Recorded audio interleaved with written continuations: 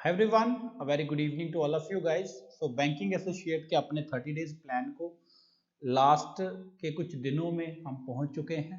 तो आज मैं आपके लिए एक्सपेक्टेड पजल्स की एक क्लास लेके आया हूं, जो हम ऑलरेडी 2-3 क्लासेस इसकी कर चुके हैं। और इस क्लास के साथ आपका रीजनिंग के जितने भी एक्सपेक्टेड पैटर्न्स हैं, जिसमें आपका सीटिंग अरेंजमेंट और पजल्स आते हैं, वो सारे कवर हो जाएंगे। क्योंकि बाकी इजी टॉपिक्स हैं, आपको इसी में ज़्यादा प्रॉब्लम थी, तो मैंने कोशिश करी जितना हो सके रीजनिंग और क्वांट में आपको बेहतरीन कंटेंट दे सकूं। आई होप आपको सारा का सारा कंटेंट अच्छा लगा होगा। इसी तरह आने वाले एग्जाम्स की भी आप अच्छे से प्रेपरेशन करना चाहते हैं तो आप हमारे चैनल को सब्सक्राइब करके बेल आइकन जरूर दबा लीजिए। उसके साथ साथ आप हमारा टेलीग्राम चैनल, जिसका लिंक आपको वीडियो के डिस्क्रिप्शन बॉक्स में मिल जाएगा, क्योंकि यहाँ पे आपको हर एक नोटिस, हर एक एक्स्ट्रा पीडीएफ प्रैक्टिस के लिए सब यहीं पे आपको अवेलेबल होता है। अराउंड 20,000 बच्चे जो हैं इस टेलीग्राम चैनल को ज्वाइन कर चुके हैं। ठीक है, तो स्टार्ट करते हैं क्वेश्चन नंबर 1 के साथ। फर्स्ट पजल आपकी ईयर बेस्ड पजल रहेगी। ठीक है students, question is 7 person born in different years they रखे हैं 7 पर्सन के, लेकिन सेम मंथ में उनका बर्थ हुआ है। No 2 person were born in the same year, कोई दिक्कत नहीं है। ठीक है, age was calculated based on the year 2020। अगर एज कैलकुलेट करनी पड़े तो 2020 को बेस मान के आपने करनी है। तो यहाँ पे कुछ बच्चे क्या करते हैं, गलती वाले मैं बता रहा हूँ, वो क्या करते हैं, यहाँ से उनकी एज कैलकुलेट करना स्टार्ट कर देते हैं। मैं ये नहीं कहूँगा कि ये तरीका गलत है, ये तरीका बिल्कुल सही है, लेकिन स्टूडेंट्स मेक श्योर आपने ये करना है कि क्या इस पर्टिकुलर क्वेश्चन में हमें उसकी जरूरत है या नहीं है। ठीक है, तो आपने स्टार्ट कैसे करना है वो समझ लीजिए। जैसे मैं आपको बता रहा हूँ, आपने पेपर में यही अप्रोच फॉलो करनी है। ठीक है, सो स्टूडेंट्स, आपने सीधे इंक्रीजिंग ऑर्डर में सभी को लिख लेना है पहले। जैसे हम लोग संडे मंडे लिखते हैं, एक इंक्रीजिंग ऑर्डर में इनको लिख लेना है। ठीक है, जल्दी जल्दी आपने करना है। 30 सेकेंड्स में क्वेश्चन रीड करके इस तरह का सिनेरियो आपका बन जाना चाहिए। ठीक है, तभी आप क्वेश्चंस को कम टाइम में सॉल्व कर पाओगे। लाइनें खींचते हुए कंजूसी नहीं करनी है, मैंने बताया है, क्योंकि पॉसिबिलिटीज जब बनानी पड़े तो आपको पॉसिबिलिटीज जल्दी जल्दी बनानी होती है। ठीक है, इस तरह से आपने बना लिया ये।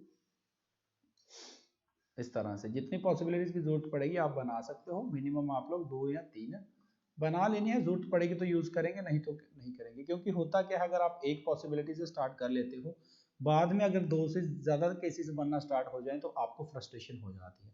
तो फ्रस्ट्रेशन लेवल मैं हमेशा बात करता हूँ कम रखना होता है, पैनिक लेवल कम रखना होता है।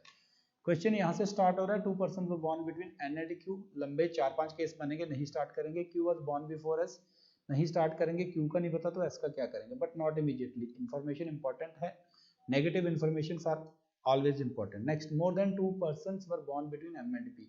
तो एम और पी के बीच में 2 से ज्यादा है, तो 2 से ज्यादा 3 हो सकते हैं, 4 हो सकते हैं, 5 हो सकते हैं। अभी के लिए छोड़ेंगे। Q is 5 year Elder, yes. यहाँ पे बात बनेगी, क्यू जो है वो 5 साल बड़ा है एम से। स्टूडेंट्स, ये हमारे पास ईयर है, इसी में से पॉसिबल केसेस बनेंगे।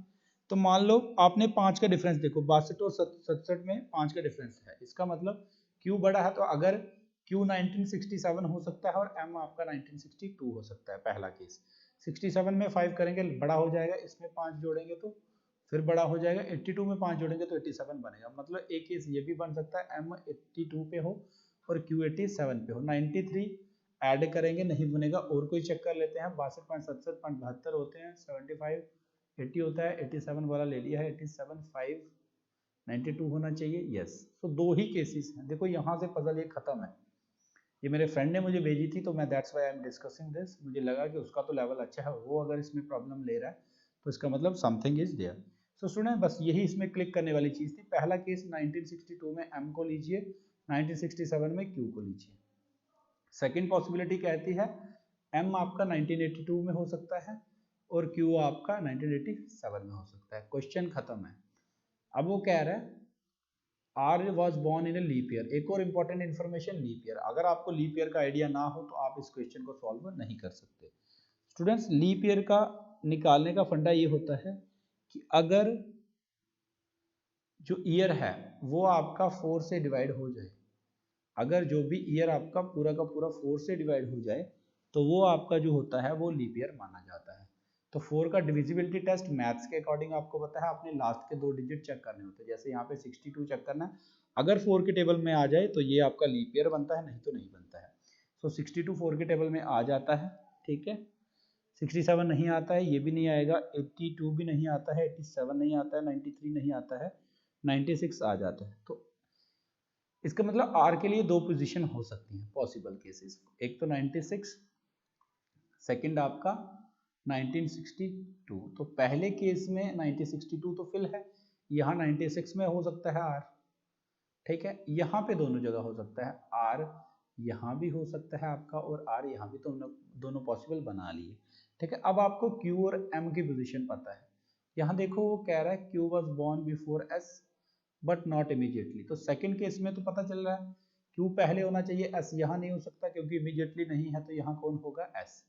तो आर की यहाँ वाली पोजीशन कैंसिल, आर कंफर्म यहाँ पे, ठीक है। इस तरह से पॉसिबिलिटीज को आपने लेना होता है, क्लियर।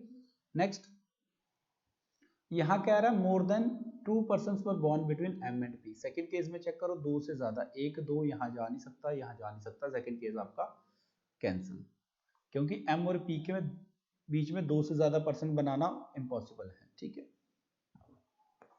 नेक्स्ट कह रहा है 2 persons were born between N and Q, Q यहाँ पे है एक दो और यहाँ होगा आपका एन, ठीक है। अब कह रहा है two more than 2 persons were born between M and P, तो एम और पी के बीच में दो से ज्यादा, मतलब एक दो यहाँ पी हो नहीं सकता, तीन यहाँ पी हो सकता है, एक ही केस बचता है, फिर बाकी क्या बचा है, Q was born before S but not immediately, S यहाँ नहीं हो सकता, एस कहाँ होगा यहाँ पे, जो बचा है वो आपका यहाँ आएगा।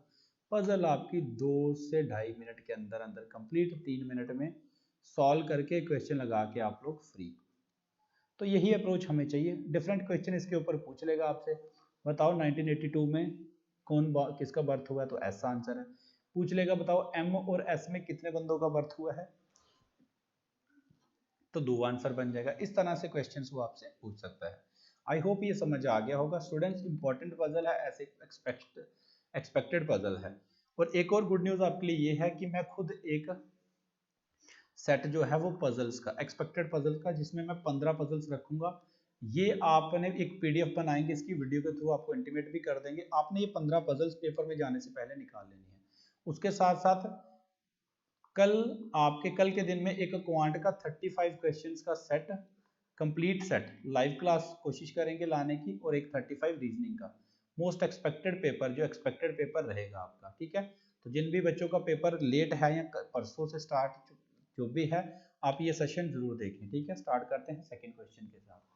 सो स्टूडेंट्स, ये आजकल ट्रेंडिंग में है puzzle. Uncertain number of persons are sitting in a row facing to the north. पहले क्या होता था, जैसे अब तक हमने जो भी पढ़ी, हमें पता होता या तो 7 बंदे बैठे हैं, या 8 या 9 या 10। लेकिन अब एक नए टाइप की पजल इंट्रोड्यूस हुई है, that is uncertain number of puzzles, जिसमें हमें ये नहीं पता होता कितने पर्सन है। तो इसमें डरने वाली बात कोई नहीं है। आपने इन पजल्स को सीधा सीधा रिलेट करते हुए, दो या पॉसिबिलिटीज इसकी बनती है, ज्यादा से ज्यादा आपने बनाते हुए चलना है, ठीक है। सीधा क्वेश्चन होता है, इसमें कोई सेंटर से स्टार्ट करने की जरूरत नहीं पड़ती। लंबी लाइन ले लो, एक लंबी लाइन यहाँ ले लो, बस खत्म बात। Question is saying M sits fourth to right of G. तो नॉर्थ में फेसिंग है, M sits fourth to right of G, तो जी यहाँ पे 1 2 3 4 खत्म। सिमिलरली सेकंड पॉसिबिलिटी 1 2 3 और यहाँ पे जी, ठीक है। Next statement sing one person sit between D and G. तो डी या तो इस साइड होगा या दूसरी साइड होगा, तो यहाँ बना लेते हैं, ठीक है। 3 person sit between M and P. यहाँ से देखो 3 बंदे पी के और एम के बीच में बैठे हैं, तो अगर पी साइड होता तो 1 2 3, यहाँ तो पोजीशन फिल है, इसका मतलब पी इधर आएगा 1 2, और यहाँ कौन आएगा पी इधर, सेम 1 2 3 यहाँ पे नहीं हो सकता, तो 1 2 3 पी आपका यहाँ पे आएगा। स्टूडेंट, ये क्वेश्चन देखने में लंबा लगता है, लेकिन ये आसान क्वेश्चन होता है, ठीक है। अच्छे से इसको समझ लो, प्रैक्टिस कर लोगे, खत्म बात। नेक्स्ट, ये स्टेटमेंट होगी एम और पी की। Number of person sitting between D and M is same as number of person sitting to right of P.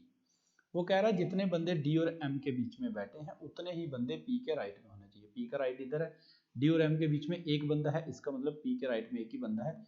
ये वाला एंड आपको मिल गया, यही मतलब हुआ ना, sitting to right of P, जितने बंदे डी और एम के बीच में है, ये एंड आपको मिल गया, इधर वाला भी खुला है।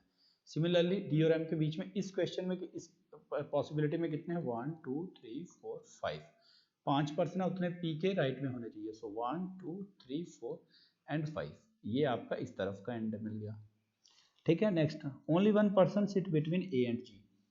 ए और जी के बीच में एक पर्सन है, तो अब यहाँ से इस साइड तो जा नहीं सकते क्योंकि यहाँ डी है, तो यहाँ पे ए बनेगा। इस हिसाब से इधर पीछे नहीं जा सकते तो ए यहाँ पे बनेगा। Clear. Next, Q sits third to left of T. And हमेशा यूज होता है जो पहले वाली वैल्यू के लिए। And sits to right of A. Q जो है वो टी के थर्ड लेफ्ट में है, क्यू टी के थर्ड लेफ्ट में है, और क्यू जो है वो ए के राइट में है, ये भी कह रहा है। ठीक है, अभी तक हमें कंफर्म नहीं पता तो हम नहीं बना सकते इसको, है ना, क्योंकि क्यू अगर यहाँ रखते हैं तो 1 2 3 ये नहीं बनेगा। क्यू यहाँ रखें 1 2 3 नहीं बनेगा। क्यू यहाँ रखें 1 2 3 नहीं बनेगा। तो क्यू को यहाँ रखें तो 1 2 3, हाँ ये पॉसिबिलिटी बन जाएगी। एक ही केस बन रहा है तो एक हमने बना लिया। ठीक है, राइट में भी रखना है क्यू को, तो यहाँ क्यू हो सकता है 1 2 3 और टी यहाँ नहीं बनेगा। हाँ यहाँ बन सकता है टी, एक पॉसिबिलिटी, और आपका क्यू यहाँ रखें, और केसेस में बन सकते हैं तो इसको अभी के लिए यहाँ पे छोड़ देंगे। यहाँ पे क्यू और टी को नहीं बनाएंगे। ठीक है, नेक्स्ट स्टेटमेंट आपकी कह रही है ए जी हो गया था and sits to right of A. 6 person sit between A and Q. A और क्यू के बीच में 6 पर्सन होने चाहिए। सो 1 2 3 4 5 6, यहाँ 7 बन रहे हैं, यहाँ 7 बन रहे हैं, ये केस आपका कैंसिल हो गया। ठीक है, so this is the way. Next, A और क्यू के बीच में 6 पर्सन, तो और क्यू को साथ के साथ ए के राइट में होना है, तो इसको क्यू को आगे ही लेके जाना पड़ेगा। सो 1 2 3 4 5 6 यहाँ होगा क्यू। सिमिलरली क्यू टी के थर्ड राइट में है तो 1 2 और यहाँ क्या होगा आपका टी। क्लियर, पहले वाला पॉसिबिलिटी कैंसिल होगी, आगे चल सकते हैं। T and K are immediate neighbours to each other. T और के जो है वो इमीडिएट नेबर है, तो के यहाँ पे भी हो सकता है आपका, के यहाँ पे भी हो सकता है। Next, S sits third to left of K. तो अगर के मेरा यहाँ हो, के अगर यहाँ हो तो 1 2 3 एस यहाँ आ सकता है। अगर के यहाँ हो 1 2 3 एस यहाँ नहीं हो सकता। अब पॉसिबिलिटी समझ आ रही है, केस यहीं पे होना चाहिए 1 2 और यहाँ पे क्या होगा एस, तभी तो एस क्या बनेगा, third to left of K. Next, the number of person sitting to right of K is same as number of person sitting to left of D. अब वो कह रहा है जितने पर्सन के राइट में है, मतलब कोई नहीं है, उतने ही डी के लेफ्ट में होने चाहिए। तो डी के लेफ्ट में तो यहाँ पे कोई भी नहीं होना चाहिए, इसका मतलब ये हमारा क्या बनेगा, ये वाला एंड बनेगा। क्लियर, तो इस तरह से ये अप्रोच करनी है। अगर आपके दिमाग में फंडे क्लियर हैं, 2 से 2.5 मिनट में ये आराम से पजल बन जाती है। ठीक है, और 2.5 मिनट में अगर आप 5 नंबर ला रहे हो तो बेहतरीन है, आप रीजनिंग में आराम से 32 प्लस करके आओगे, कोई दिक्कत नहीं है।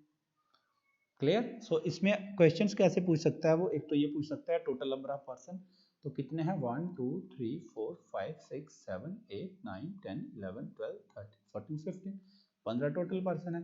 पूछ लेगा बताओ ए और एम के बीच में कितने पर्सन है, पूछ लेगा बताओ डी और जी के बीच में जितने बंदे हैं उतने ही बंदे जी और किसके बीच में होंगे। तो डी और ए के बीच में एक बंदा है, जी और ए के बीच में, डी और जी के बीच में एक बंदा, और जी और ए के बीच में एक बंदा। इस तरह से क्वेश्चंस वो आपसे पूछ सकता है।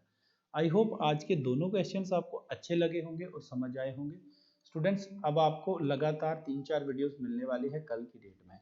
सबसे पहले इंपॉर्टेंट क्वांट का फुल प्रैक्टिस टेस्ट 1, पहली रीजनिंग का सेट आपका, सेकंड इंग्लिश का आपका प्रैक्टिस सेट और एक्सपेक्टेड प्रैक्टिस सेट कि कैसे क्वेश्चन आपसे पूछे जाते हैं।